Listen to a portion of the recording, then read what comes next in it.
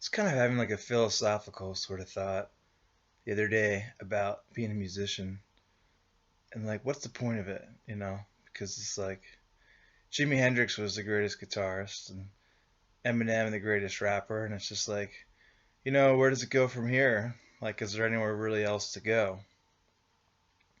And I guess in some ways, not really. I don't really think there's a lot of new ground to be found, but then I kind of asked myself, like, what if I lived on the moon? What if I was like the only person up there, just up on the moon, just had the whole moon to myself, roaming around? Would I still want to play music? And I think I would, because I'll just be bored. And it's just like, you know what? Maybe that's how simple the answer is. Maybe just playing music is so that you're not bored. I know it's like you can get so deep with it and like philosophical and writing all this beautiful poetry and playing these cool solos and stuff, but you know, I think it's just sort of a functional part of the bigger picture in terms of, I don't think we would do, it's like I guess ultimately music is just sort of a form of mass communication in the present sense. I mean, these big rock shows and putting out CDs online, you're communicating with people who aren't presently with you. They're not directly interacting with you. But, that's so many other things in our society as well that I think if we went back to a primitive society, I don't think music in its modern fashion would be relevant at all. I don't think you would have any interest in hearing music that didn't come from someone who you were directly relating with because your whole framework of your mind, your whole basis would be sort of everything that you could was within your peripheral vision, your village or your tribe or, wherever you were roaming around. And I think in some ways we are kind of going back to that. I think the internet's sort of this sort of new tribalism in a sense that, you know, there really isn't one size fits all in terms of tastes or um, movies we like to watch or TV shows or things like that. But um, there's all these sort of niches, all these sort of musical subcultures that have all popped up since the internet's come along, and I think that's pretty cool because it's like you know even when I play a concert or even when I go to a concert or whatever the case might be, I'll play shows that I'm like, man, that was a bad show. We did not sound good that night, but people are having a good time because they're socializing. And there's concerts that I've gone to, I'm like, this is a really bad concert, but there's all these cool people here, so it kind of makes it worth it. And so it's like, is it just sort of a form of socializing? Like, absolutely, you know. I mean, it's definitely, I mean, probably after that, it's the mixing and mastering technology that's kind of come a long ways that makes it more accessible for people.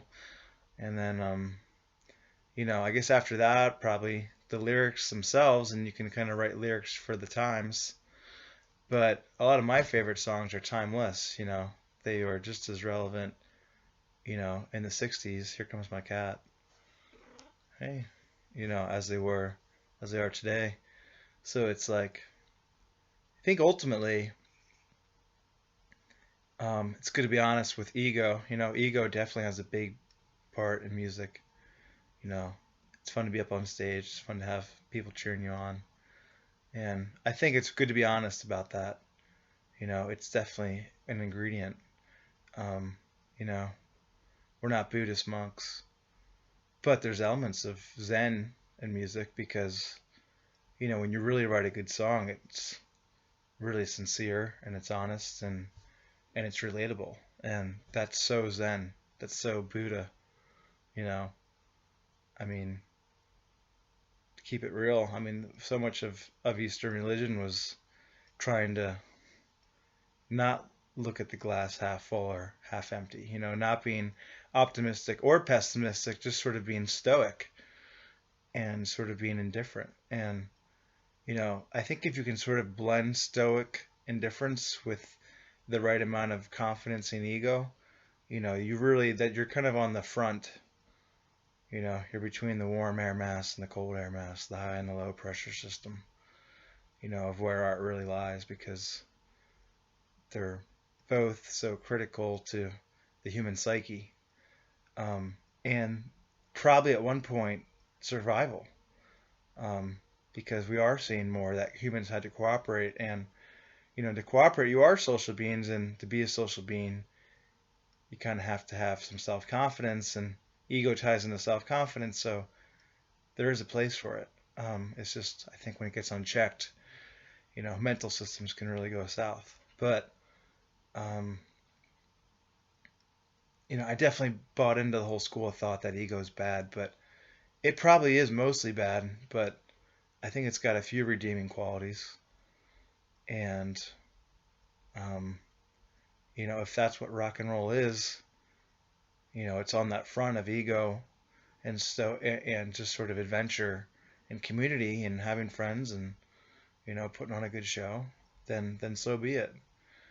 It's only rock and roll, but I like it. Yes, I do, as the Stones would say. So, um, maybe if you're kind of a struggling musician or don't really know where it's all going, because nobody does, you know, maybe kind of do the standing on the moon exercise. It's more than just a Grateful Dead song, but would you still want to play music if you were by yourself on the moon? Or would you not have any interest in it anymore? Because I think ultimately you would get bored and you want to do something just to sort of entertain yourself. And isn't that part of the fun? So, you know, I guess ultimately I'm sort of at this point now where, well, don't take yourself too seriously. Let things come as they come.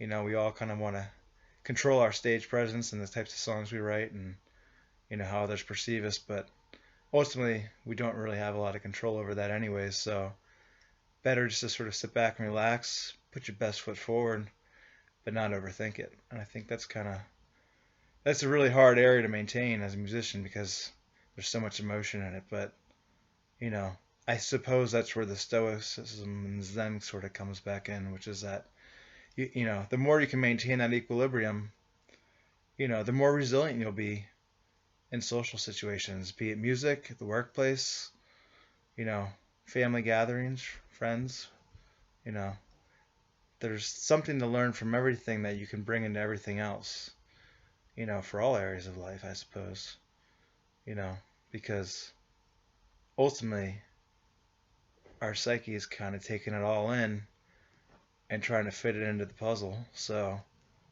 it's going to find a place to put it, whether the piece fits or not. So why not try to make the piece fit? So